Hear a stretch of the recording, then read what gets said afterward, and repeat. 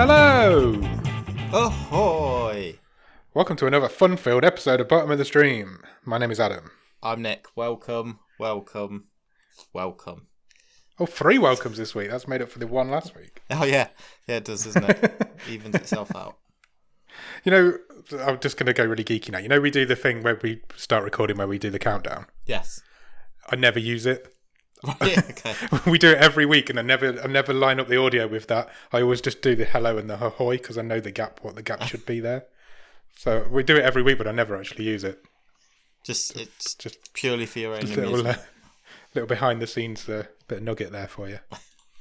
You are a nugget. How are you, Nick? Yeah, fine, good. Good. Good, yeah, but I'm firing on all cylinders. How about you? Yeah, same. I'm pretty good this week, I think. You know, this is episode 23 of season 4 of Bottom of the Stream. We've only got 2 left in this season. Is it definitely? Yeah. Right, we better organise some stuff. We need to start thinking about the Botskers. Yeah, we do. They are coming back, so we will do our now annual awards ceremony. Yeah, let's. That's gonna be the second annual award ceremony of the Botskers. Yeah, let's. Where we award from the previous 2 seasons. We'll do awards. So we really need to start working on that. We really do. Contact us at any of the usual channels if you have any award suggestions. Yeah, definitely. We're up for putting some new ones in. We will probably mostly use the ones from last year because it seemed to work quite well. But yeah, I'm not against adding a couple more in. No, definitely not. Let us know if you've got any ideas for what we can award thing. We don't want to just do standard boring ones. Well, actually, I was thinking about this a little bit last week. You know, last year we had best death or best kill or something like. I can't exactly remember what it was called. Yeah, and I thought this year it has got to be from last week the guy getting his head caved in by that horse. But yeah, he didn't die, so he's out of the running. What about, does a zombie killing count? Because they're already dead. Yeah, I would say it counts. Head smashed between the 2 bowling balls would be up there. I would say it counts because the zombie is then not coming back from it. True, so you're killing an already dead zombie. Correct.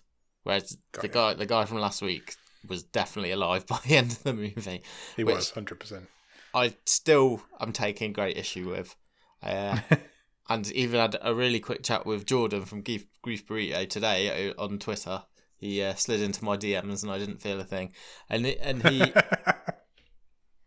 he completely agreed that it was an absolutely ridiculous has he watched it then? Twist that the guy came back. No, he just said he really liked how we described it. I don't think he's got around to watching it yet. So, I'd say Jordan doesn't watch movies. I did say, you should check this one out. We've said that to a couple of people. Yeah, I'd recommend that film to anybody. I've talked to a couple of people this week as well and said, check it out, it's good. Yeah, check out the Plagues of Breslau. Yeah, and then check out last week's episode. Yeah, or the reverse. I mean, you've already listened to it already. You probably have. Yeah, maybe, but if you've not, do. Go back. If you have, do it again.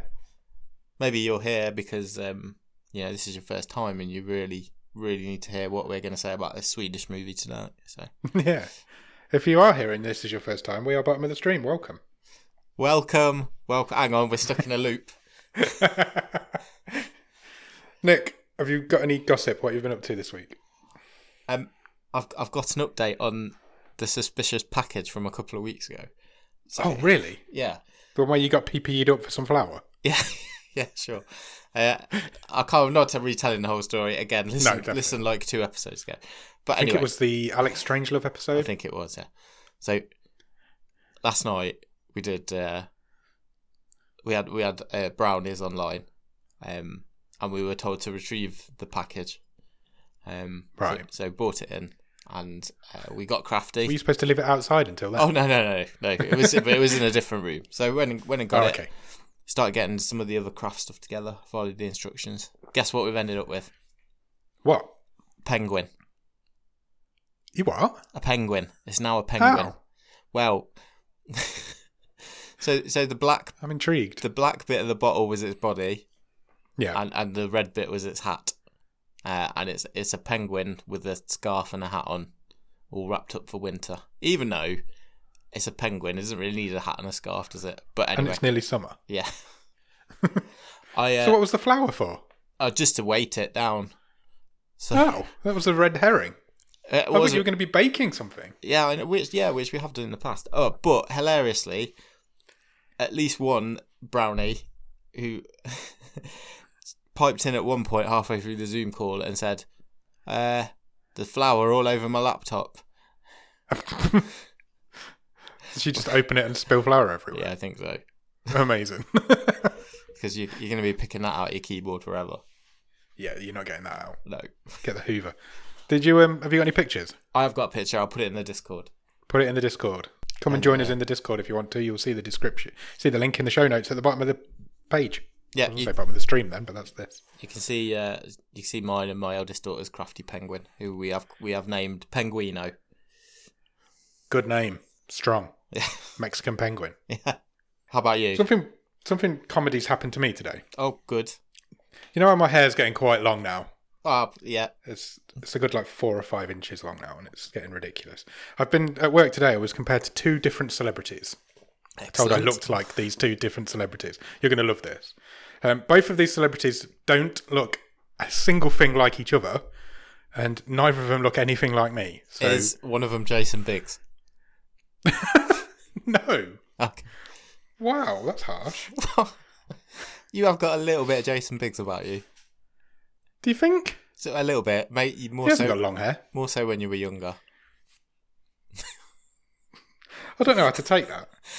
I think he's a fair-looking guy. Fair looking. Thanks, mate. Supposed to be my best mate. No. Stephen Fry and Bradley Cooper. Oh, right, okay. That's interesting. One of them I was a lot more pleased with than the other one, obviously. But I thought you'd find that quite humorous because I don't see it at all. And they don't look anything like each other. I cannot at all see any Stephen Fry in you. There's a joke there somewhere. No way. But you can see Bradley Cooper, is that what you're saying? I'll take that. More so. It's because it's grown quite wavy now, and he has quite a wavy, flowy locks, doesn't he? Yeah, you both got quite a big nose as well. Oh, fucking hell. Just attack me episode is this. Sorry. I'm so sorry. Bradley Cooper's a desirable man. Yeah, absolutely. I was quite proud of it. You yourself are a desirable man as well. Really? Yeah. Okay. I feel like there's a joke coming. No. Maybe I'll put a selfie in the Discord as well with a picture of Bradley Cooper and Stephen Fry to see which one. Yeah, I mean, unless it's a very specific, I would think no. There's no era of Stephen Fry that I would say looks like. It's because his hair's got quite long at the minute. Okay, I don't think I've seen him for a while. He has got more grey hair than me, although only just.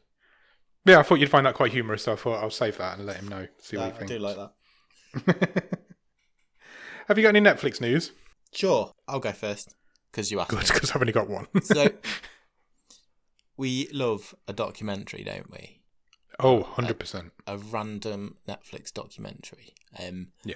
But so I'm going to talk about one now, and it's not a true crime documentary. Oh, so, right, okay. Really pushing the boat out here. There's a documentary landing on the 15th of March, which is Monday. That is today, if you are listening to this on the day of release of this episode. And it's called The Last Blockbuster. All right. And it's about the one remaining branch of Blockbuster Video. I've heard about this place. Is it somewhere in America? Yeah, it's in Bend, in Oregon. Bend? Nice. Yeah. So it's still going now? Yes, it is. So wow. It's the last open branch, and there's a documentary coming out about it March 15th. Interviews with fans, employees.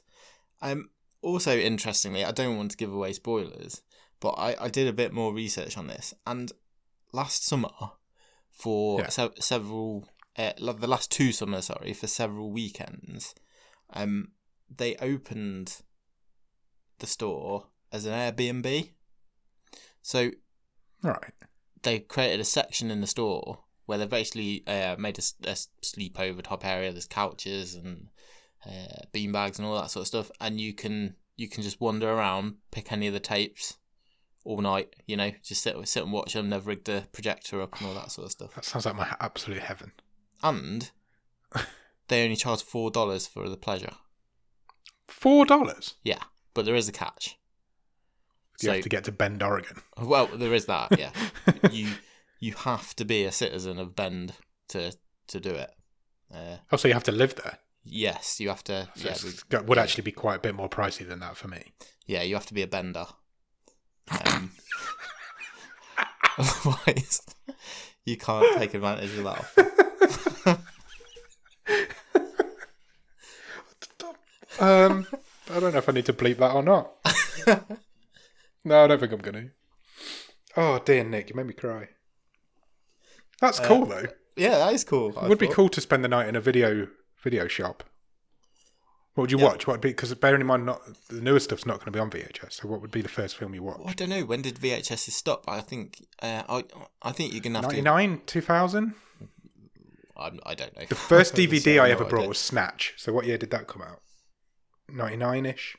Yeah, they probably went for longer than that, but exactly. Don't know. So I think you've got to pick something from Prime. You've got to talk the 80s, haven't you? The 80s is prime VHS era, isn't it? Yeah, you've got to have like a bit of an 80s marathon, I reckon. Yeah. I'm probably whacking on the old favourites. I'm sticking on the Goonies and maybe a couple Gremlins. of Child's Play, a couple of Nightmare on Elm Street, that sort of thing. Yeah. Oh, it'd be a night. It'd be an awesome night. It's our birthday coming up. Maybe we should see if we can do something like that. Well, yeah. Okay. We might have to wait until social distancing's over. But we can dream. That'd be cool, though. Yeah, check that out. I'll definitely check that out next week. When's that coming? Monday? As in today? March 15th. Release date. Yep. I'll definitely check that out. It sounds really interesting. Tag, you'll go. I've only got one. Idris Elba put out a tweet earlier today giving us the release date for Concrete Cowboy, which is his new film that's coming to Netflix. Yes. Coming really soon. It's coming out April the 2nd. Excellent. It's supposed to be really good. Looks really good. He's like an urban cowboy, isn't he? Didn't we? Yeah. We spoke about it a few weeks ago when we went through a list of stuff that was coming in March. That's right. But it isn't coming in March. It's coming in April. It says a teenager discovers the world of urban horseback riding when he moves in with his estranged father in North Philadelphia. Yeah, it's Idris Elba and Caleb McLaughlin, who's from Stranger Things, isn't he? Yes. The Method Man's in it as well. Excellent. Yeah, I definitely want to watch for me. Yeah, definitely. I'm definitely going to be watching that one. That's all my news done. Have you got any more? Yeah, I got a couple more. So Disney Plus announced this week they have passed 100 million subscribers. Wow.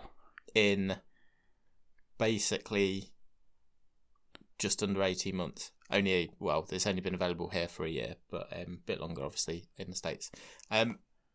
Apparently, this makes them the third largest streaming provider in the world. Wow. I suspect these I would have said that. If you'd have asked me who was third, I would have said Disney Plus. Yeah, I suspect these figures are slightly rounded up. Netflix is first with 200 million. Amazon Prime is 150 million. But, what are people joining that for? Is it free delivery and you just get a few videos? Do you know what I mean? Who knows? I do know what you mean. And it's a real... The fact that it gives you the free delivery and the streaming services, I think it's a really good bargain. Yeah. I don't really understand why anybody hasn't got Amazon Prime. It's a bit of a...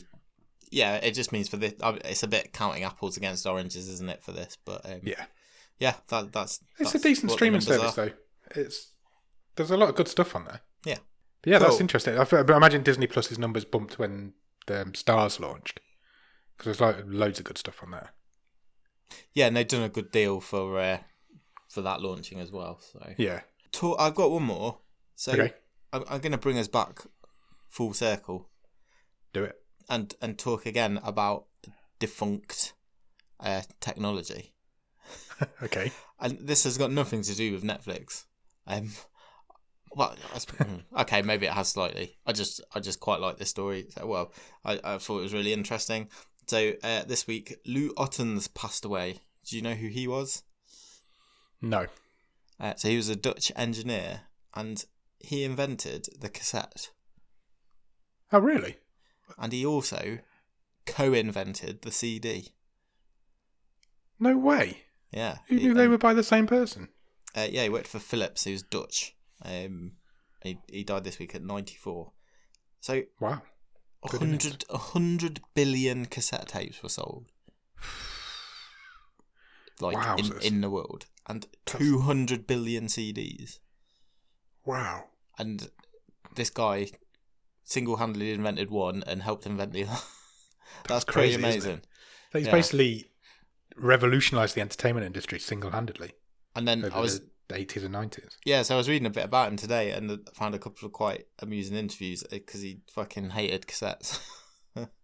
Really? Yeah. Someone said to him, you were talking about what do you make of this sort of retro desire to, I'm going to start a cassette collection or a vinyl collection. He basically said, I can kind of see the appeal of vinyl a bit. It's not really for me, but I get that people like the scratchiness.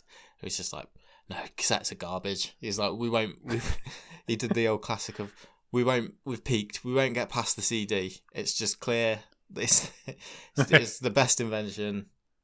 CDs all the way. Wow. Yeah.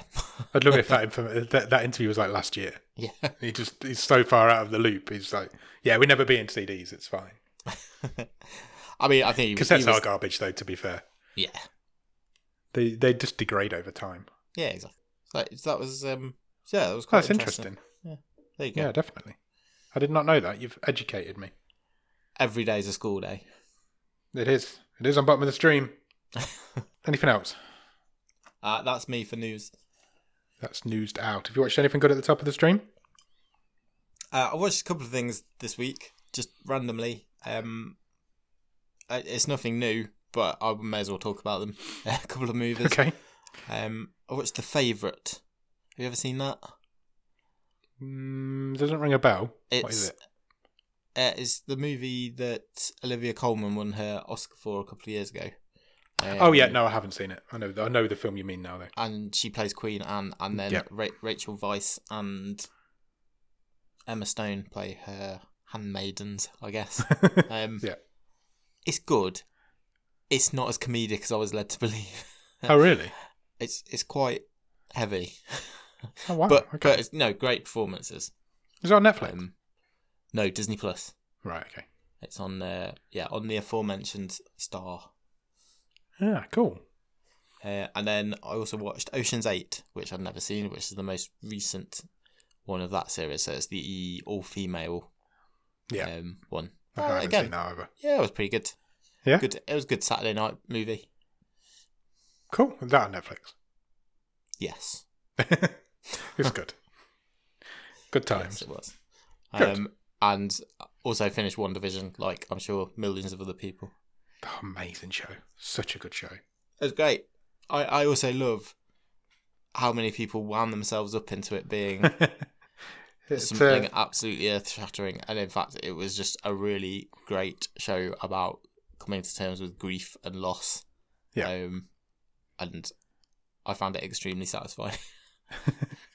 It had the Lost factor, didn't it? Where people just theorise on it all the time and then get really disappointed when it isn't what they think it's going to be. Yeah. I love the boner joke as well. Yeah, brilliant. It was really good. It's a really good show. It'd be a great show to binge all the way through. No, it's all there. Yeah. God, I never thought to say this, but I do kind of miss Marvel. It's been ages since we had a good superhero film. Ages since we had a film. You've potentially got about 8 coming in a year, so that's true. Yeah, this time next year I'm like, so fed up with Marvel. Yeah, exactly. How about you? What have you watched? I did finish Behind Our Eyes after we spoke about it last week. Oh yes, you told me that finished it. That it was worth finishing. Well, I did. I said that you would never guess the end, and I did not. You were correct.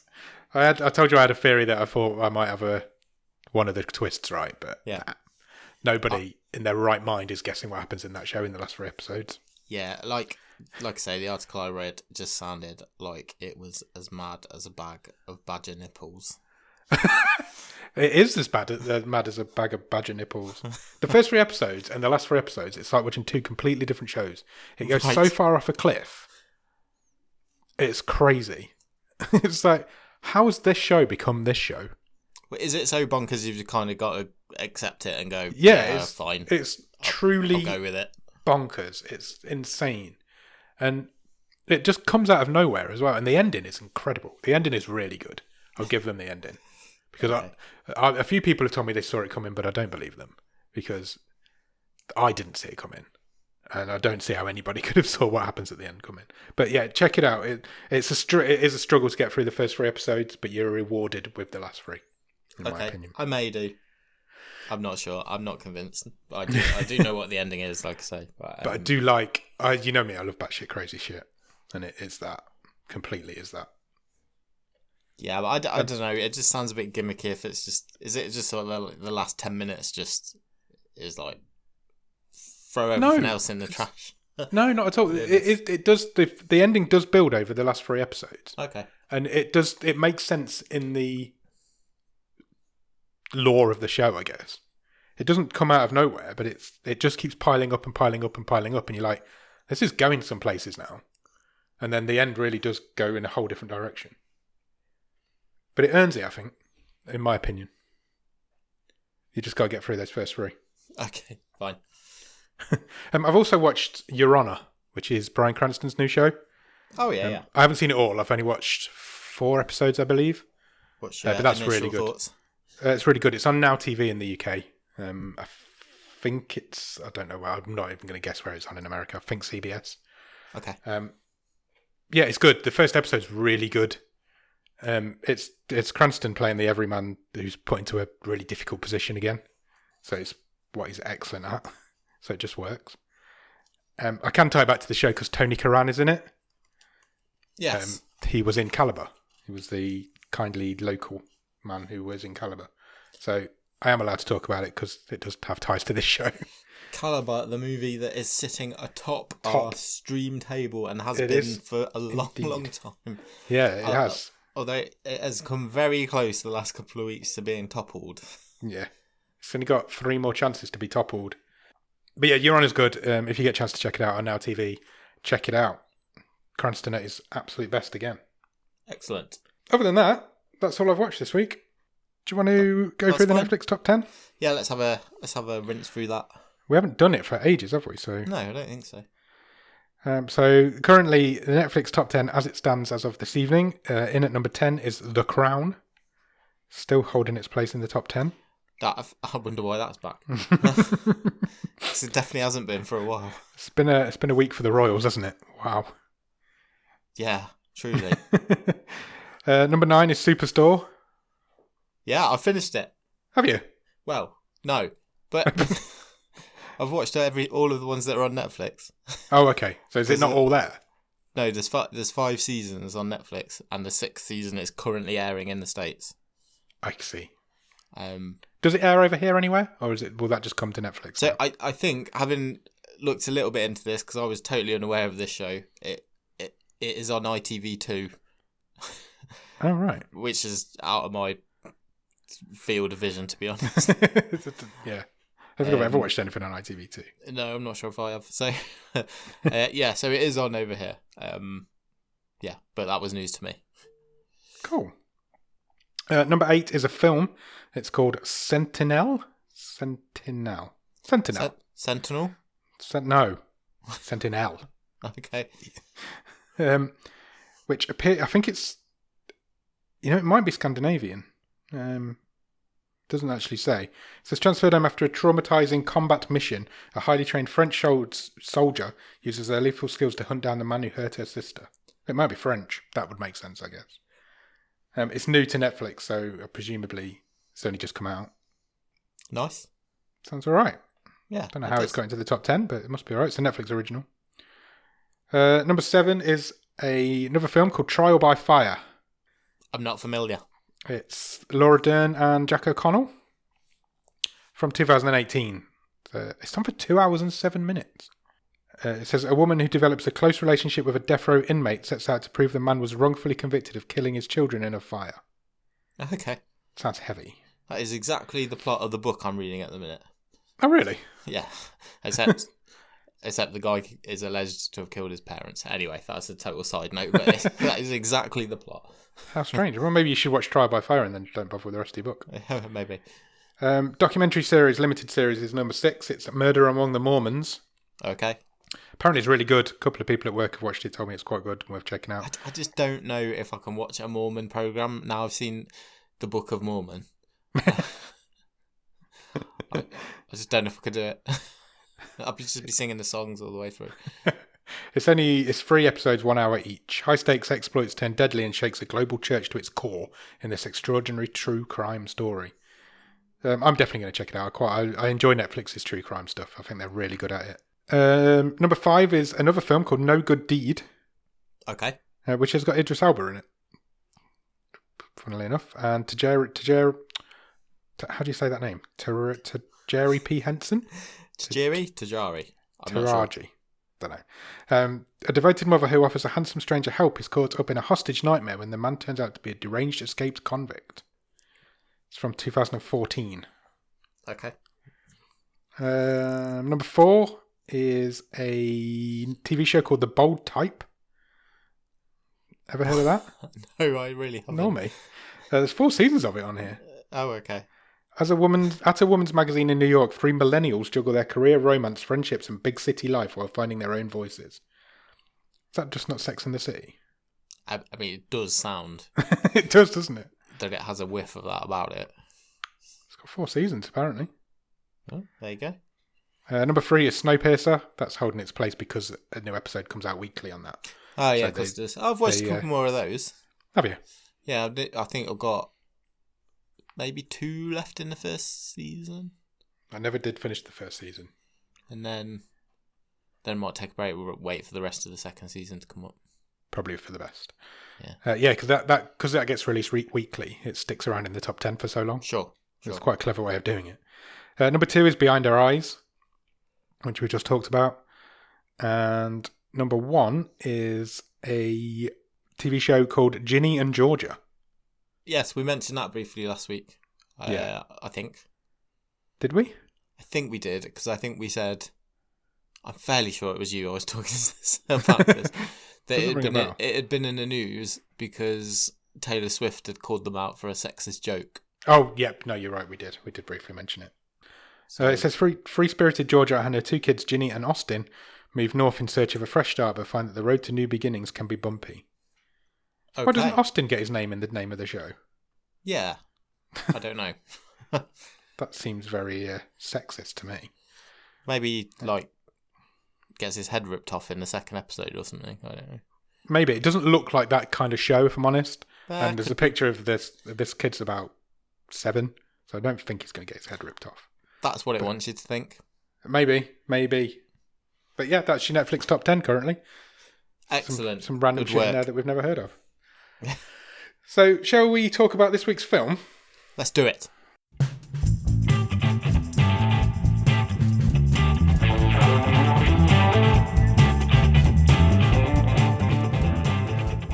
Okay, this week we watched a film called Red Dot. Red Dot is from this year. It's a brand new film, which is something we don't do very often on this show. It only came out in February. Is a 15, is 1 hour and 26 minutes long, currently rated at 5.5 out of 10 on IMDb, and is a Netflix original. Again, same as last week, you're not going to have heard of anybody in it because it's Swedish. But I have listed some names, so I'm going to try and pronounce them all again because I know Nick finds it funny. It stars a lady called Nanna Blondell, which is a great name. She plays Nadja. Hello. Anastasios Soulis plays David, and Johannes Kunka plays Thomas, I think he was called. You're back. I lost you for ages. Oh, did you? Yeah. I was wondering why you weren't reacting. The last thing I heard was same as last week, and then I lost you. Well, I went through the cast. It was good. I did good work, but you did miss out on all the names. Nick's just left the chat, so I'm just going to fill. Well, I'm not going to fill. I'm just going to cut it out. Hello. I think it was my end. I didn't get to the director, so I'll start back from the director. Okay. And it was written by a guy called. Written and directed by a guy called Alain Darborg. And this is his second ever film, but again, his previous one was Swedish. You probably never heard of it. There's been quite a slew of Scandinavian in general and Swedish in particular movies and TV series which have come onto Netflix UK in the past couple of weeks. I have noticed this. You are correct. That is true. And I did a bit of reading about it today, and I did find a couple of articles which did say that, Netflix have inked a couple of deals with studios over there. Right. And we should expect to see a few more. This is from, I think it's SF Studios, which is it's a film studio based in Stockholm, who they've done a deal with, and this is one of the first movies to come over as part of that. But they've also put on a lot of older movies, right, from Sweden. So it's a bit of a raid of the catalogue. It looks like fair enough for content. I don't know why, but when I think of Swedish movies, I just think of porn. But, yeah, I imagine they're not, but that's just don't know. Just what I think of. Might be racist. Don't care. Do you have a one-word review of Red Dot? Dogsicle. Yeah, fair. Do you remember back in season 1 we mentioned doesthedogdie.com? Yeah. Which gives out trigger warnings to films. Before you watch this film, you might want to check out doesthedogdie.com. You may. Yes, is the answer. How does this film start, Nick? There's a bloody man. A man. A bloody man. It's not a bloody man. Oh, God. There's a man covered in blood and he's crying. Yep, and shivering, and he looks really cold. He does. And it then cuts to a woman running. Yep. And the man says, it's not her fault. Yep. And that's it. That's it. That's the end of the film. That's the start. So she's kind of running away. She's covered in blood as well. And he says that it was not her fault.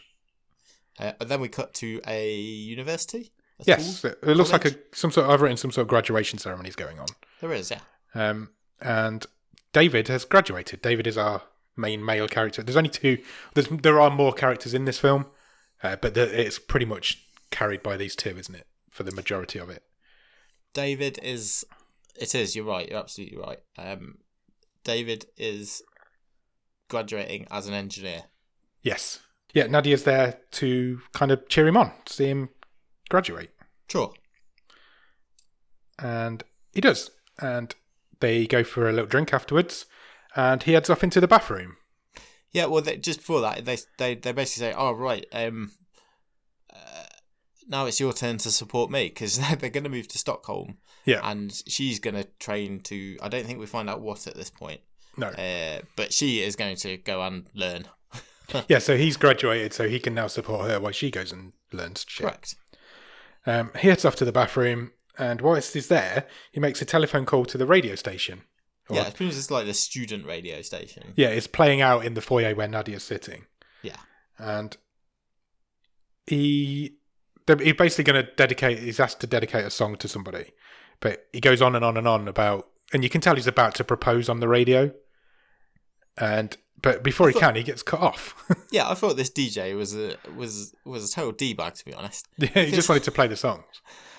It's not like he's being rushed to get to the adverts or to the news, is it? On the old college radio. Just let the guy finish. Yeah, the guy he's rushing the guy through this proposal, and eventually he just gets bored and starts playing a song anyway. David didn't even pick a song, and he gets cut off before he can make the proposal. But David he does still say it. He just doesn't realise that he's not on the radio anymore. Yeah. But when he comes out of the toilet cubicle, she's standing outside the door. Yeah. Because she realises what's going on, I guess, and has come in to meet him. So he ends up proposing to her in a grimy university toilet. She says yes, it worked out. She does say yes. And they make a bit of a joke about it, don't they? About how I can't believe you proposed to me in Sweden's dirtiest toilet or something. And then the film cuts to 1.5 years later. Sure. So we've gone well forward in time there. It did come up on the screen, didn't like it, shouldn't have. But fair enough. Did you watch this dubbed? I did watch the dub of this, yes. Did you watch it subtitled? I did. Thoughts? Subtitles good? I guess. I don't know. I think so. I mean, there's a lot of non-verbality in this movie. There isn't a lot of dialogue in this film, that's very true. So, apart from, probably this first 20 minutes and then the last few, Yeah. It's not really an issue. It's not. The dub was all right, to be fair. Much better than the one last week for the Plagues of Breslau. The dub was better than that. Okay. So we've cut to a year and a half later. They're living together. Things don't appear to be going very well for them. They're arguing. She's trying to study and he's just playing on his PS4. Yeah, she's studying to be a doctor. Yes. And Nadia basically says to David, all you do is slob around. Yeah, she calls him selfish. He hasn't fixed the washing machine. Yeah, I'm trying to study and keep this house going. Yeah, and he's a bit of a dick about it, isn't he? And he ends up storming out. Yeah. So she goes to use, I presume, like the communal washroom in the block of flats they live in. And a neighbour comes in. I can't remember his name. Was it Thomas? Yes, it was. Yes. So he comes in, and as soon as he walks through the door, she throws up everywhere. Yeah. So he's like, "Oh, are you okay?" And she tells him she's pregnant. But to not tell David because he does not know yet, and she's not sure if they should keep it or not. She's not sure if they'd make good parents. She basically opens up to this neighbour, doesn't she? Yeah, and he seems really nice, but he kind of there's kind of like a half a line here, which he says, "Oh, I remember being a parent," and he says something to the effect of, it's a beautiful thing to have children. It's an incredible experience, but then you worry that you're going to lose them. And then she sort of says, "Oh, yeah, I'm sorry about that." So this guy's obviously been through something. Yeah.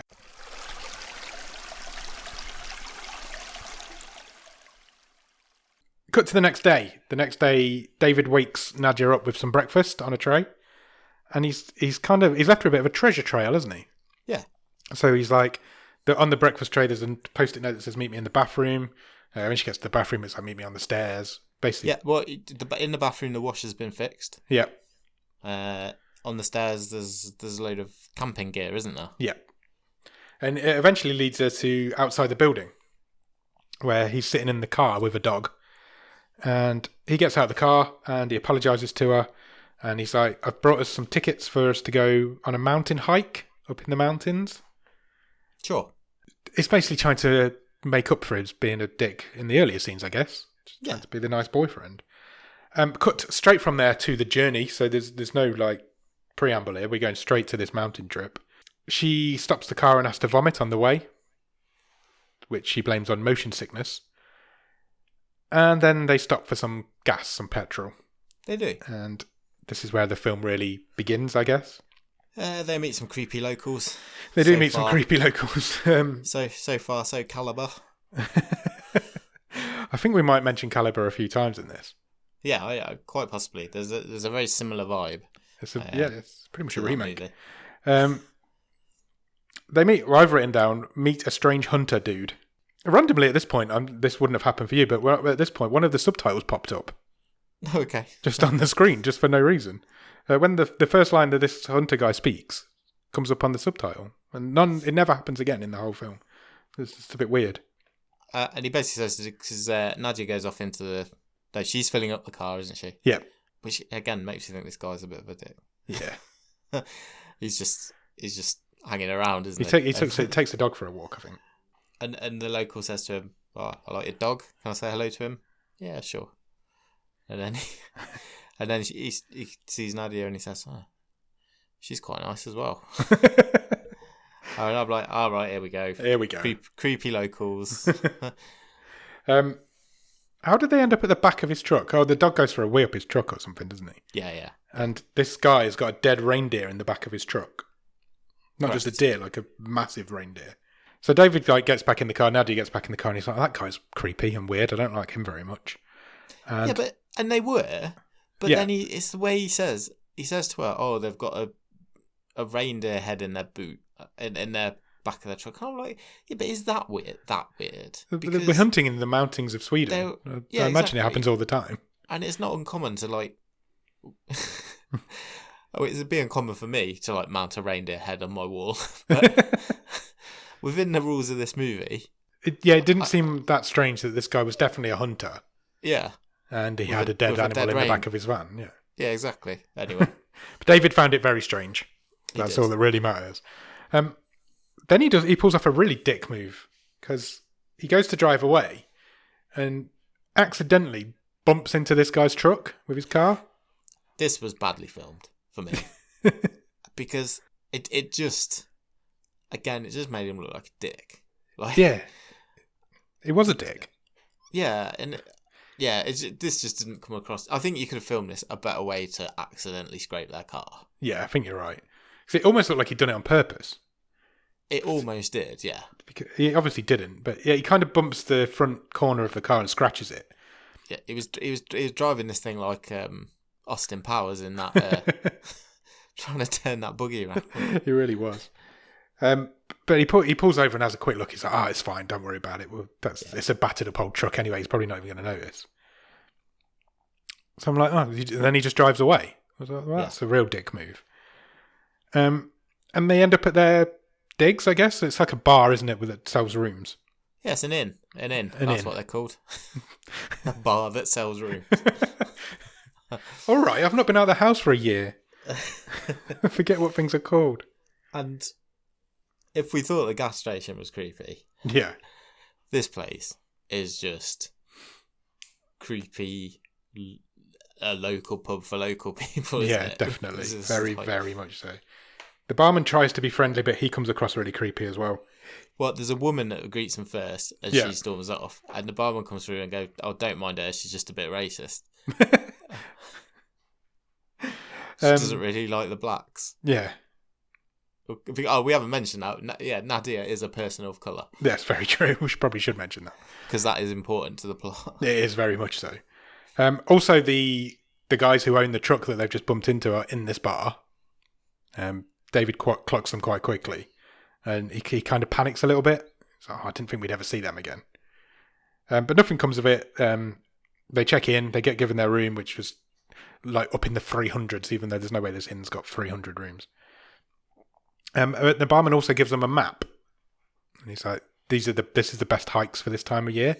Yeah. So he's like, "Take this map. Have you come to see the Northern Lights? You might see the Northern Lights. You might not see the Northern Lights."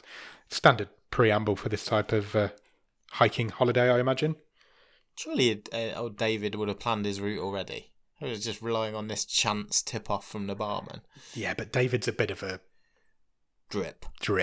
I don't think he would have. I think he was just expecting to just walk into the woods. Yeah, possibly. Cut to the next morning. They get up. They go out to their car, and unfortunately, somebody scratched their car and put a racist slur on the back. They have, yeah. On they had like a bumper sticker, didn't they? Yeah.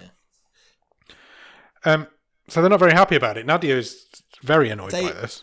What we didn't mention is, so when they are checking in, they see the same two guys from the gas station. I did say across that. the bar. Oh, did you? Sorry. Yeah. I think you might have cut out again. You're just not listening to me, Nick. That's fine. It's fine. And they automatically assume that's these must have done it. Yeah, as revenge for the bump at the gas station. Yeah, and then so they drive off. They're like, fair enough. And as they're driving down the road to start their hike, they spot the truck. So Nadia says to David, pull over. And she gets out of the car, grabs a screwdriver, and goes and scratches the hell out of the truck again. Yes, she does. And she gets chased back by this guy's dog. And the bloke kind of sees her as well, doesn't he? Yeah. And she gets back in the car and she's like, well, if they scratch my car, I'll scratch theirs. I'm like, you did it first. These guys are dicks. I did have an issue with their likability all the way through this, to be honest. Yeah, but that kind of comes to a head, doesn't it? It does. We'll come into sort of some of their decisions as well, but at this point, they're not likable characters. No, I didn't find these two. I had difficulty having a lot of empathy with these all the way through, to be honest. Agreed, yeah. And that is explained, and we'll get to that. But yeah, I know what you mean. At this point, I'm like, these guys are shits. I don't like them. Yeah. So they pull over to where they're going to start their hike. They start their hike. They've got some skis. They like cross country skiing for a bit. They can do a bit of walking. There's some beautiful cinematography. You get a bit of a montage of nice Scandinavian snow scenes. And eventually they stop. They're like, right, we'll pitch our tent here, right out in the biggest plain ever, where it's like open as it possibly could be. I'm pretty sure that's not where you would normally camp. But they do. They pitch their tent. They get into bed, and the conversation leads to the fact that Nadia now tells David that she's pregnant. Yeah, they have a beautiful moment. They see the Northern Lights. Yeah, it's all beautiful, and yeah, Nadia decides to tell David that she's pregnant. Yeah, and he's really happy about it. He's happier than she is. Yeah, she at this point in time says to him, "Do you think we're deserving of this? Do you think we should be parents?" And he's like, "Yeah, we need to do this." I guess it's a really weird conversation. Yes, that makes sense by the end of the film, but at this point you're like, well, these guys are just odd. And then we meet our titled character, the Red Dot. Yes, we do. Just as they're having this conversation about whether they should become parents or not, they spot a red laser sight dot. What was that? What was that computer game from the 90s where you were just a red dot and it was like a platformer? Cool Spot. Oh yeah, there you go. It's him. It's just appeared. Yeah. Basically, he was the 7-Up guy, wasn't he? Wasn't it the dot from 7-Up? Yeah, I think it was. That's gaming knowledge. We could do Grief Burrito easy.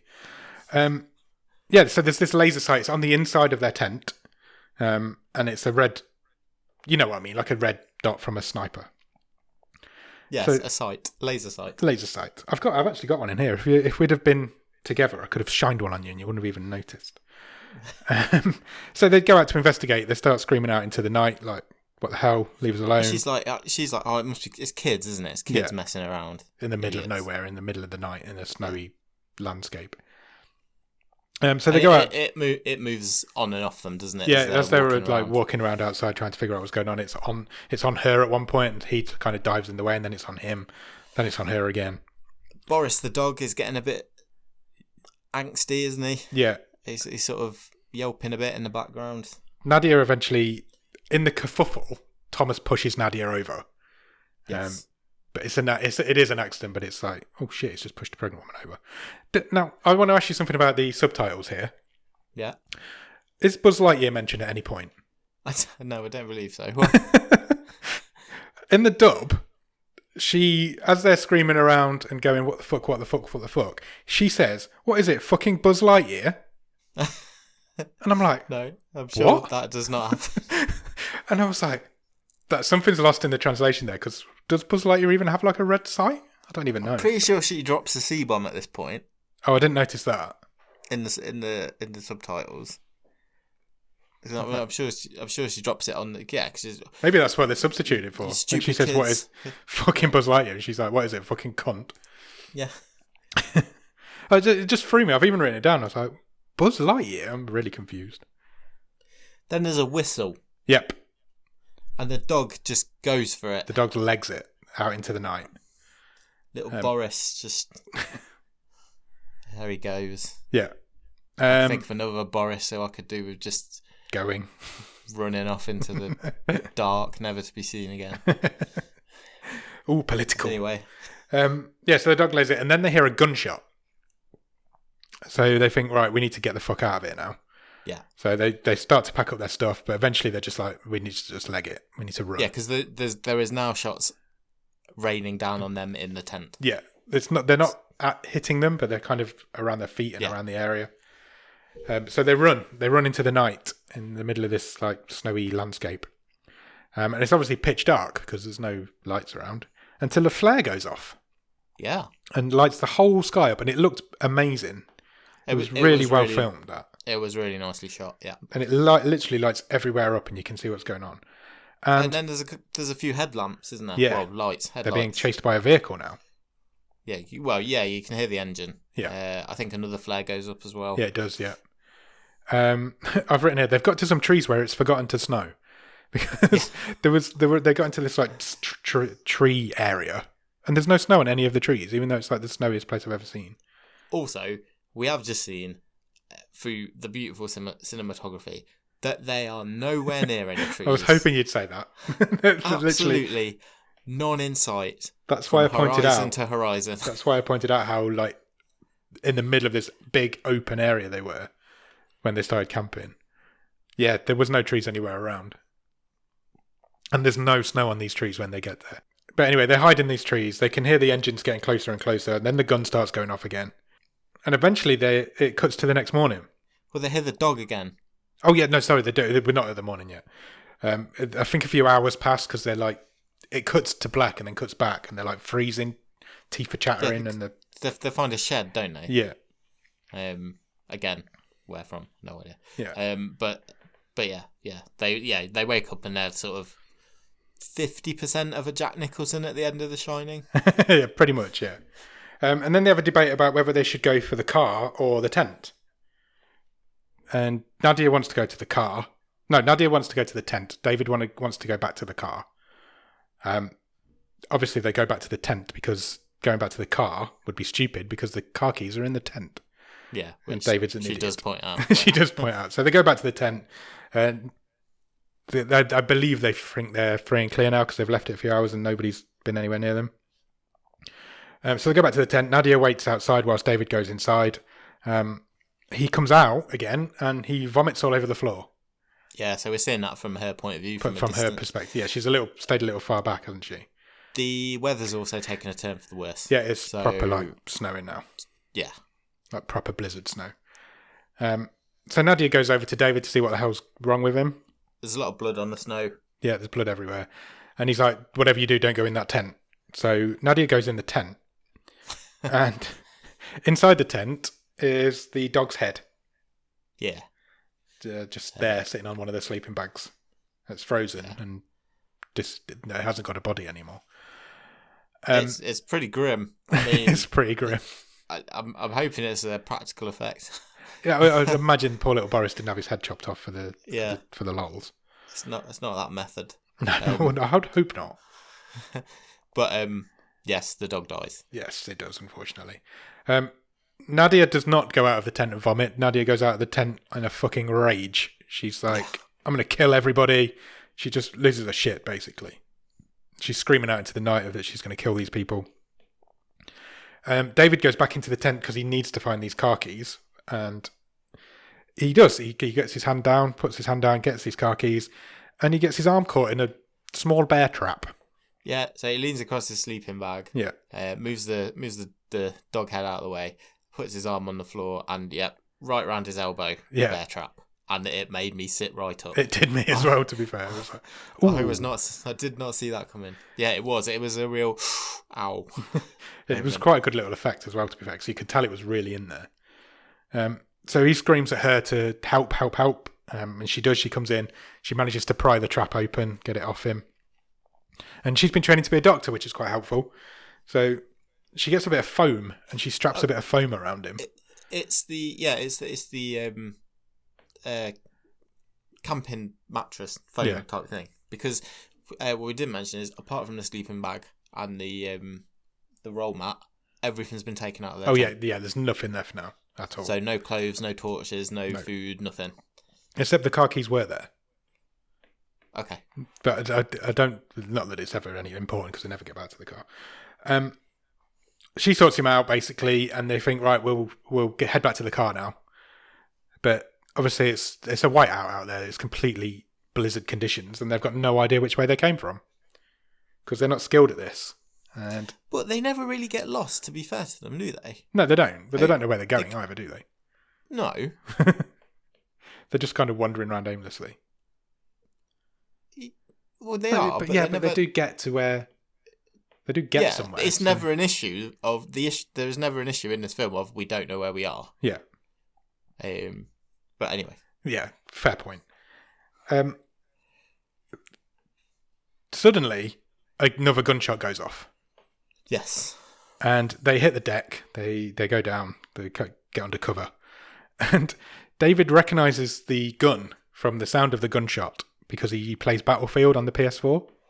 Yeah. And he thinks from that in that game, that gun takes about 10 seconds to reload and it's single shot. Someone wanted a free copies. He says it's this. I thought I recognised the gun. It's the same as the one I saw in the back of the truck of the guys at the gas station. Yeah, which he recognised from playing Battlefield. It's a single shot gun and it takes about 10 seconds to reload. So he says next time it fires, leg it. Let's just run because we've got 10 seconds. So they do. They start running. David goes down.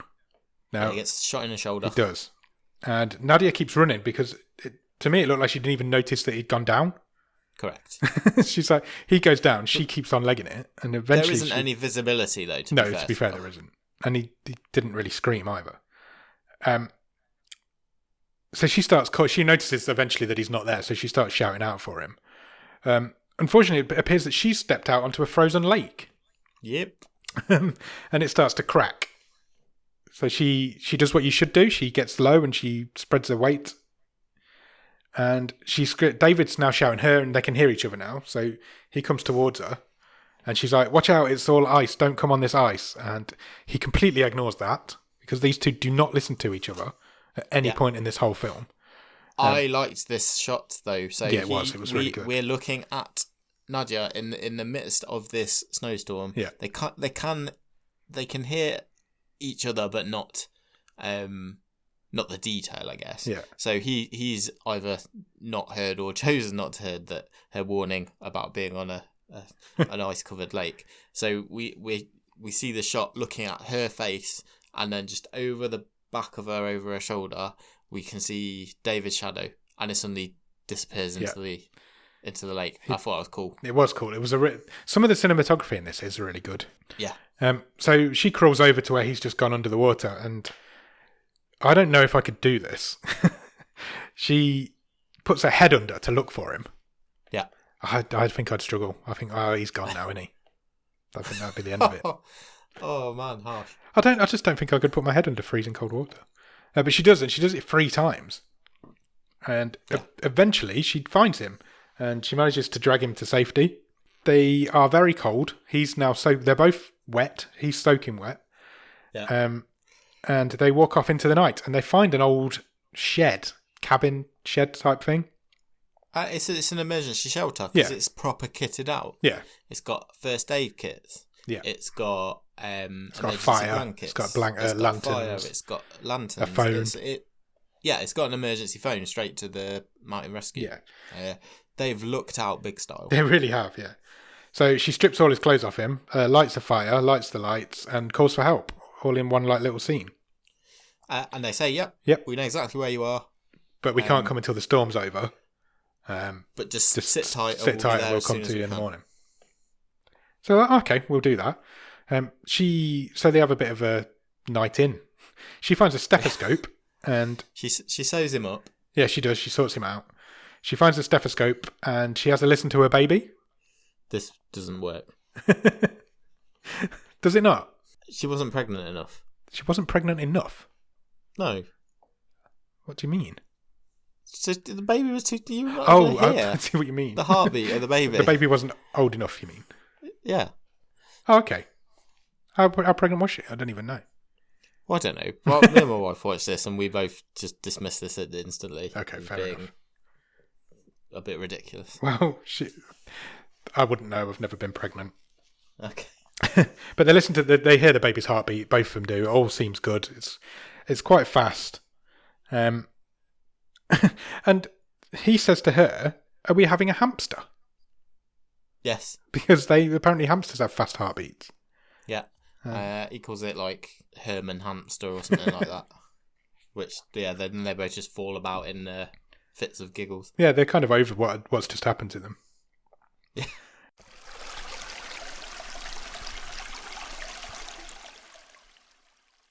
Next morning, they wake up and they can hear a snowmobile outside. So they're like, we're going to be rescued. That's great news. So they look out. No, they're edgy at first because they're like, could is it be? Yeah. Or is it whoever it is? Whoever it is that's chasing us. You see a flash of red. It's clearly a guy with mountain rescue. Yep. Duds on. But, and this is quite a big but. Yeah, they recognise him as one of these two guys. Yeah. from the gas station. They call them the incest twins. Oh, do they? Yeah, they're doing the dub anyway. She's like, oh, it's one of the incest twins from earlier. Oh, they're just called It's the Racist Brothers, I think. Oh, really? The subtitles. On the dub, it's the incest twins. Right. Okay. Interesting. Yeah, because they were they were racist, but that's why I don't know where incest came from. If it was them who did the bumper sticker. Yeah. Which, I don't know where the incest. No, not me. That's crazy. But obviously they think, well, this is the guy who's been stalking us. Just happens to also be the mountain rescue guy. We probably need to get out of here. So I didn't buy this. Not me. I mean, I've even written here, it is clearly not these two guys. I've written that here. Exactly. I mean, it leaned so hard on them believing it was these two. It was clearly never these two guys who were hunting them. No. And that really meant that this fell flat for me. Yeah, agreed. Because even if it had been those two guys, it would have fell flat anyway. Because who's going to do this to people just because they've scratched their car a little bit? Yeah. Why would they even think that would happen? This fell very flat. Yeah, this bit, agreed. I must say. So instead of facing up to this guy and trying to be rescued, they decide to run away again. So they do. They get out the back window of the cabin and run off into the forest. Yeah. And the guy follows. He's looking for them.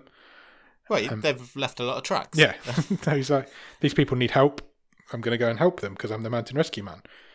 And they cower into like a little cave area. Yeah. And this guy is looking for them and he finds them.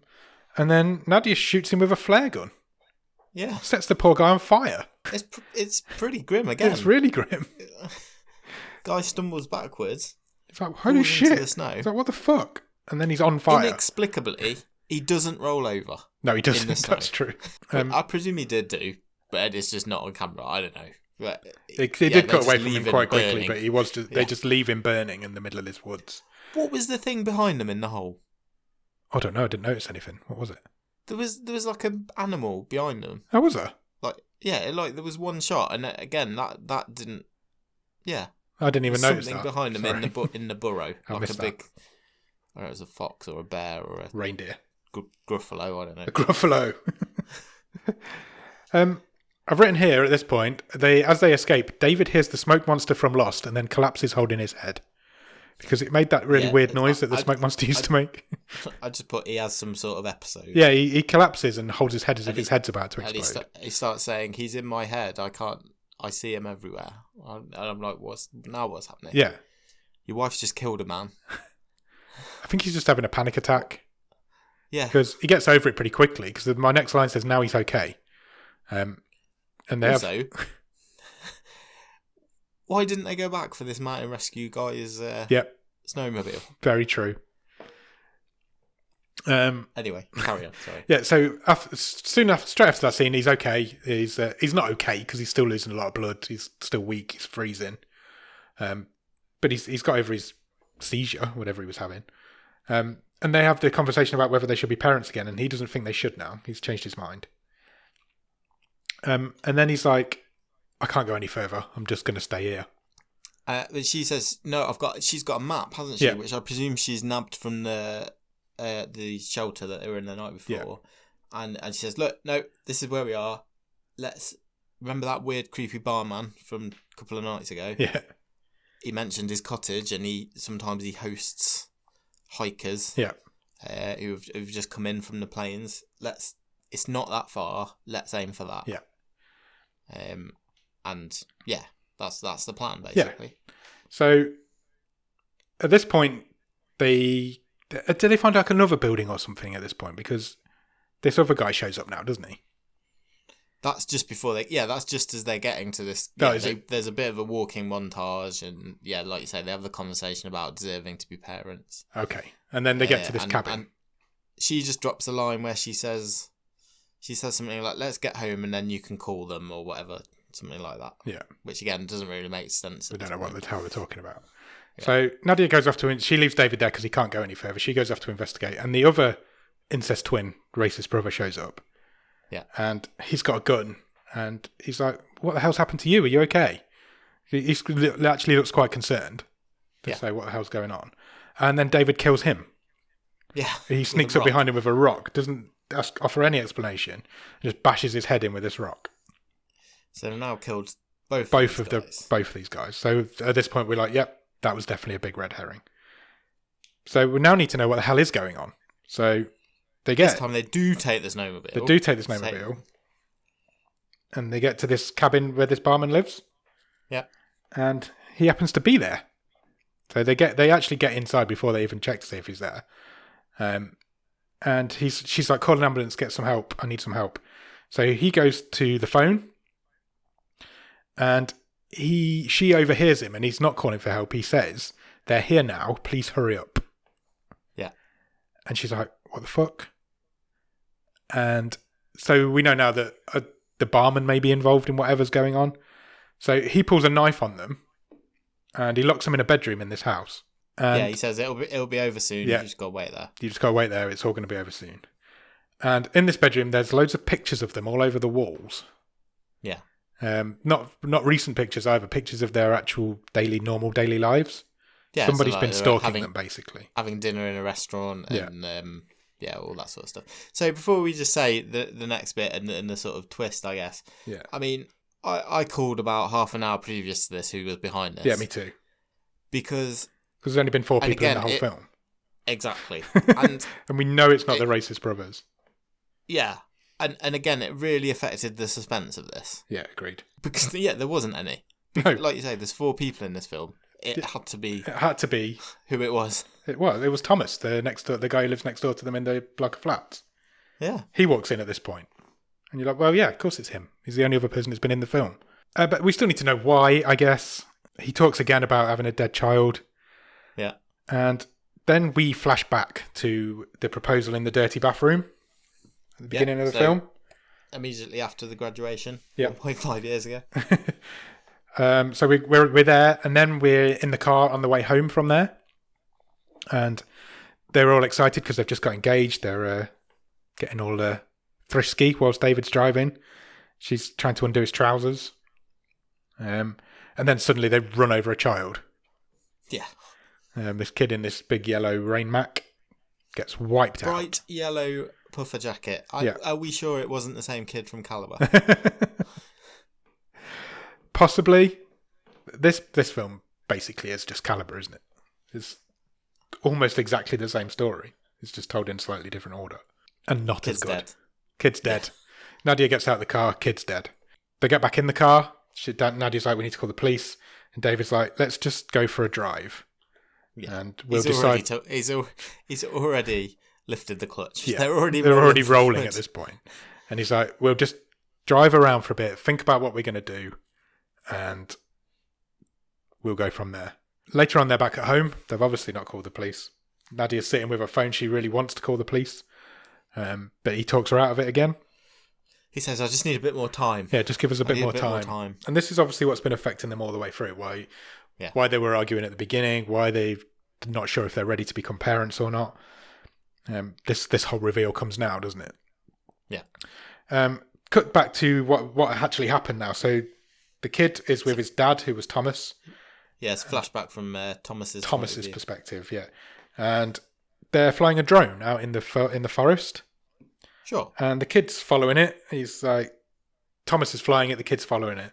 And the drone crosses the road, so the kid crosses the road and stops in the road looking at the drone and gets hit by the car. Exactly. But you know what drones have got? Got a massive camera on the top. So Thomas can see what's happening, or he can even see what's about to happen from the perspective of the drone before it even happens. But by the time he gets there, the kid's been killed and the car's driven off. Yeah. So obviously he's very upset by this. He doesn't show the drone footage to the police, but he does review it himself. Yeah, so this is all done in montage, isn't it? Yeah, it is. It's all montage, this bit. The police say to him, do you have any more information? Can you tell us anything else? No. Yeah. Don't have anything else. This whole section is a big montage because he watches the footage, he gets their vehicle reg, and he, from that, finds out who they are. He then starts watching them, eventually starts stalking them, eventually moves in next door to them. He does. He then gets to know that this all happens quite quickly. He gets to know them. He becomes friends. Yeah, they become friends. It turns out he's the guy who gave David the tickets for this hiking holiday to kind of lure them into this situation, I guess. Cut back to the room where they're all in. Nadia's like apologising like crazy. David's like, I'll go to the police. If you just let us go, we'll definitely go to the police. Nadia starts pleading for their lives, is basically what she's doing. And she does, yeah. He ends up walloping her with the gun. Yeah, he says to them, "You deserve to suffer like me," and then he knocks Nadia out with the cracks her with the butt of the rifle. Gun, yeah. When she wakes up, she's tied to the chair, or tied to a chair, and David's sitting in front of her, and he's got a drill in his hand. Sure. And then the aforementioned red dot appears again on David, because Thomas is there with a sniper, like almost point blank to David's face. And he's like, I want you to drill into her, or I'm going to... I was so concerned at this point we were going back to like what happened in Malevolent. And we were just taking a left turn into like hostile territory. Yeah, agreed. I want you to drill into your wife, is basically what he says. Or I'm going to shoot you. Shoot her. Shoot her, sorry, yeah. David won't do it. He can't do it. So Thomas shoots him in the leg. And he says, look, if you don't do it, I'm going to shoot Nadia in the head. And he can't do it. He won't do it. Just as he's about to do it, he's got the tip of the drill bit is like on Nadia's belly button. The man who was on fire earlier bursts in. Yeah, the mountain rescue mountain rescue guy who caught fire earlier, he bursts in. He's like, what the fuck's going on here? Thomas shoots him straight away. As the mountain rescue guy recoils from being shot by Thomas, he accidentally fires off his gun, and he shoots the barman who's stormed into the room right through the neck. Yes. Who was the barman in relation to Thomas? Were they related in any way? I mean, there was a similarity, so I just chose to believe it was his brother. Yeah, I thought that as well. It never says that. It wasn't right. Unless I missed a subtitle, it wasn't outrightly stated. I don't think it was in the dub either. So yeah, so it's all chaos now. Everything's kicking off. Yeah, so the mountain rescue guy's bleeding out. The barman's bleeding out. Thomas is trying to save the barman whilst also trying to kill the mountain rescue guy. Yeah, and David's been shot again. Yeah. But they take advantage of the confusion, don't they, Nadia and David? Yeah. And David frees her, and they sort of stumble out into the outdoors. Yeah. Which this bit's silly. Nadia gets onto the snowmobile, and David can't get on it. Yeah, he's like, his arms are on it. Yeah. He's almost on it, but he can't get on it. And then he just goes, no, I can't do this. But she doesn't help him or anything. No. No. But then neither of them use it anyway, because he kind of sits down and he's like, right, you need to go. Yeah, leave me here. I can't. I've done all this. I can't possibly, half inch another few centimetres onto this snowmobile. So he's like, you need to go. You need to run. So she runs. Yeah. And I'm like, why is she not using the snowmobile? But she runs anyway. As she runs off into the forest, she stumbles over the guy that they killed earlier. Yeah. And then it cuts back to David. Thomas has got David at gunpoint now. He's holding the gun to her head. And he's basically saying, look, I'm going to kill you. This is it. You're done. And then she comes back. Nadia comes back, and she's got a gun. Yes. And so she's got a gun pointed at Thomas, as Thomas has got a gun pointing at David. But then suddenly, Nadia gets shot in the head. Yeah, she's gone up. And killed by a lady. It's the racist bar lady from the start. Presumably the kid's mum? I don't know. Yeah, Thomas's wife, the child's mum. Yeah. Absolutely. Never says that. It didn't say that in my version. And they decide, this lady and Thomas decide, right, Nadia's dead. We're going to let David survive. Because that's the punishment. Because he's begging them to kill him now. He's like, you need to kill me. I'm done. And they won't do it. So they just walk back into the building. And then the film ends. Yeah. Thoughts? The longer this went on, the less I liked it. Agreed. That is exactly my note. That is pretty much exactly what I've written. The more bullshit that story got, the more I was like, this is ridiculous. I was really intrigued by the first 20 minutes. I liked the setup. It's something we've seen quite recently with Calabar in a different setting. But as soon as they rolled in to that creepy inn/hotel, I thought, I don't like this as much as I did 5 minutes ago.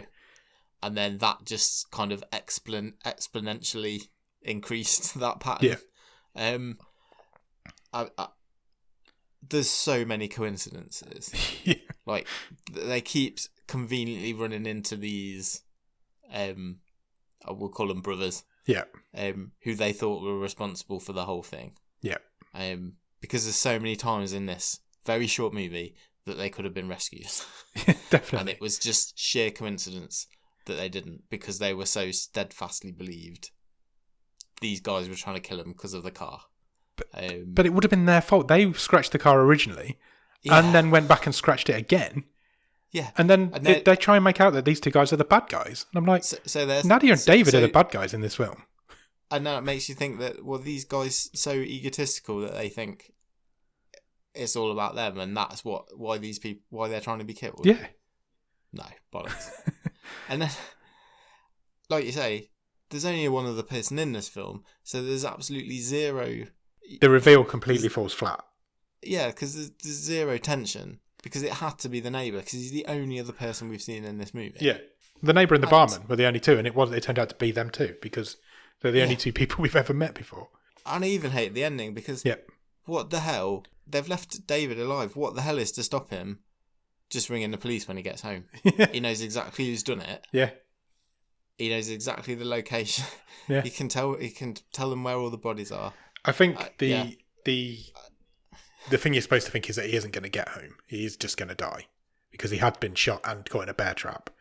And Thomas, but that's not the point. It's not the point at all. Because Thomas says to them, "You'll survive." Yeah, true. I want you to suffer like me.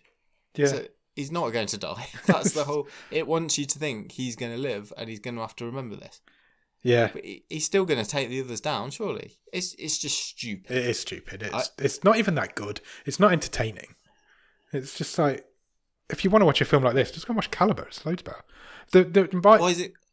Go on. I think you were going to say exactly the same thing as I was going to say then. Why is it called Red Dot? Exactly. This is my biggest bugbear with this film, right? That dot appears once for 2 minutes. It's not even a theme. Not even slightly a theme. All the other times they're getting shot at, there's no red dot. No. So when they find shelter in that emergency shelter, I was like, all right, the dot's going to show up shortly. It's not even a motif, a creepy motif. Do you think this film's better if that dot appears a lot more often and there's never any gunshots? Yes. If they're just being, maybe that was going to be my turning the tide thing, but maybe we'll do turning the tide now before the stream table for a change. It sounds stupid for me to say the dot could be a character completely, and it should. That's what I was expecting. It's not a fully formed character, but it can be the theme through it, and it can be you can use it as the foreboding shit's about to go down. 100%. They don't do that. That's exactly what I was expecting. When I saw the premise for this film and saw the trailer, I'm like, this is going to be a really good idea because these guys are just going to get stalked all the way through this film by a little red dot. And it's a great premise because it would work. Because every time they're running or they're being stalked or anywhere, it doesn't take a lot to put a laser pointer on a wall. And if there's not a single gunshot in this film... Especially against the snow. Yeah, exactly. If you don't have a single gunshot in this film's better. Because you've just got the potential, shit, there's a red dot on the wall, we're in trouble. And they get themselves in trouble because they're obviously out in the middle of nowhere. And that's how they come to harm. Yeah. The very first point where I thought I'm not going to like this film is when that gun went off for the first time. Because I'm like, you've taken all of the tension of the red dot away now. And it says it's them driving themselves mad. And then maybe the last shot, the neighbour could step in. Yeah. Or something like that. You can still do the reveal at the end, but the whole way through where they're being stalked would be so much better if there's just a dot and there's no gunshots. That's what I was expecting, and that's not what I didn't. That's not what I got, and I was disappointed. And it's actually the environment that takes them down because they can't survive out there. They can't cope. Yeah. I like I say, the longer it went on, it got more stupid, and the less I liked it. I ended up hating it. I'm not going to lie. I ended up hating it because it is just. It starts off good. It's got a good premise, and it just gets worse and worse and worse. And all the characters are really unlikable to the point where I was hoping they'd shoot David at the end. When I almost cheered when Nadia got shot. When they brained that second brother, that was it for me. Yeah. I was like, no, I'm done with this. I can't believe how hard they leaned on it. Yeah. On them believing it was these brothers. Yeah. Because it just never came across. It was never a realistic red herring. It was. No, at no point did I ever think, it's these guys stalking them. No. I was like, I've seen enough films to know that is a complete red herring, and I know that's not going to be the case. It just wasn't plausible that they would do that. No, it wasn't. Why would they? It's a tiny little scratch on the bonnet of the car. Yeah. Yeah. Not for me, this one. No, not me. Agreed. Do you want to talk stream table? Sure.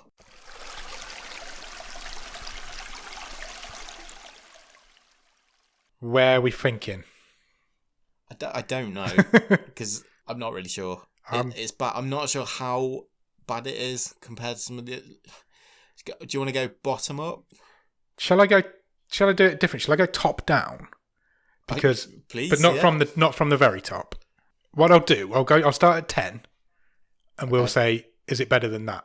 Yes or no? Okay. And we'll see where we end up. Yeah. Sure. So currently at number 10 is Pottersville. No. Pottersville's 100 times better. Yeah? Agreed. The Discovery's at 11. Yeah, I did. I wasn't a big fan of that, but The Discovery's better than that's this. a better film. Yeah. Would You Rather's 12? Yeah, so I think this is, in a lot of ways, there is some comparisons to that. Yeah. I thought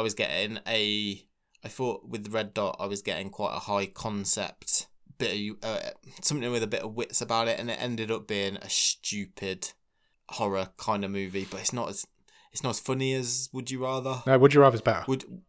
Would You Rather's poorly executed, but it's got better ideas than this, I think. Agreed. 13, Shimmer Lake.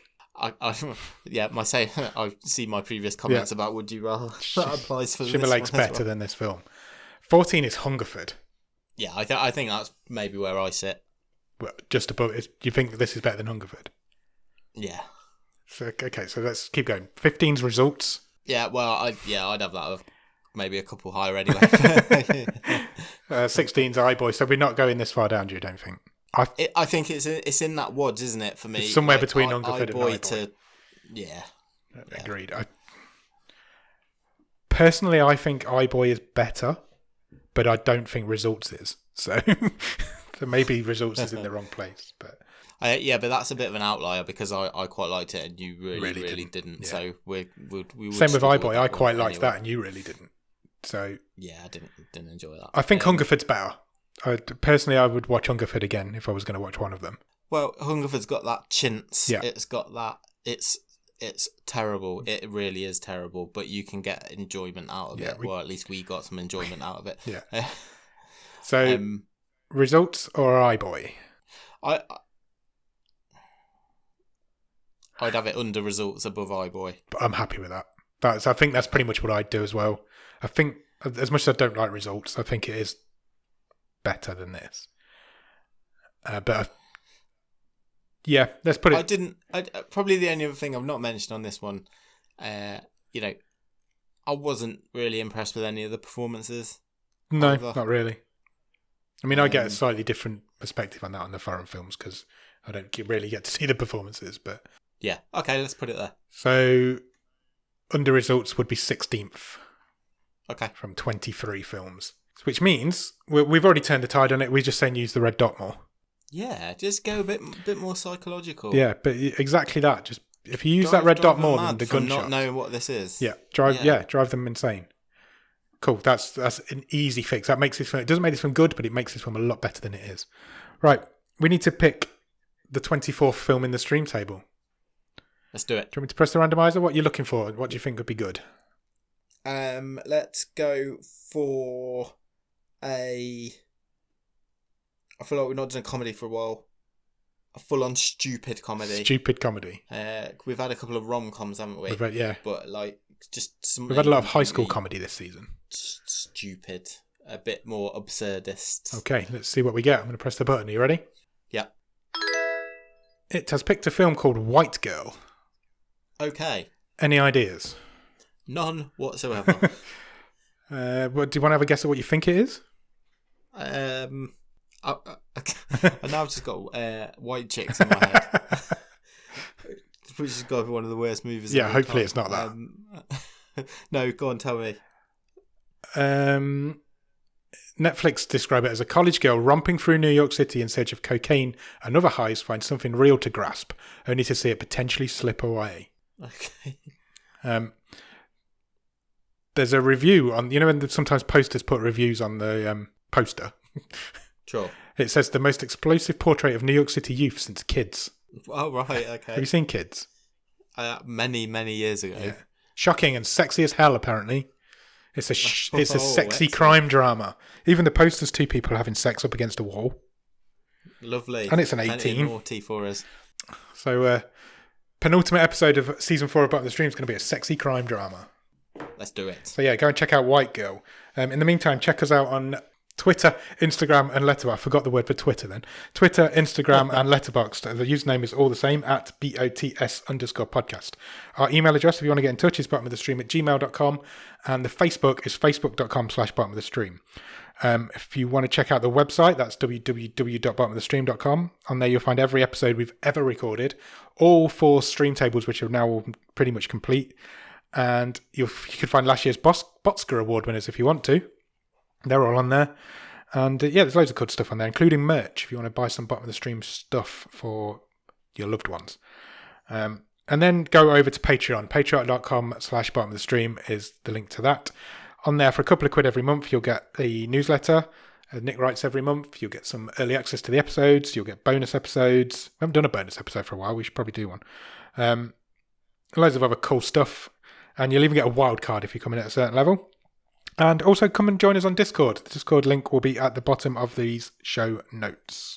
Yeah, come and join us in Discord. We've got a bit of a growing community in there, and it's really good to talk to everyone. It is cool. Yeah, please do that. We're quite active in there, both of us.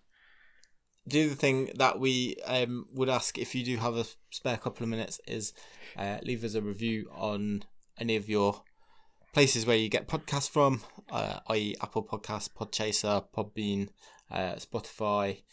We really appreciate any reviews, ratings, because it really helps the algorithm and puts us in more people's ear holes.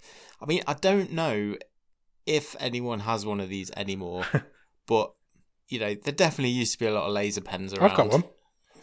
I've got one in my hand right now, yeah. Is that for all your presentations and stuff? You never know. I don't even know where it came from. I found it in the room the other day. Where were you? Have you ever been to Sweden? No. Okay. I've been playing with it while we've been recording this episode, and the red dot's been on the wall more than it's been in the film. Nice. Well, if you've got one, write a review. In lasers. Really, really quickly in the air and burn it onto our retinas. Wow. Do it. Do that. And go and check out White Girl if you're feeling sexy, and we'll come back next week to talk to you about it. Cheers. Bye.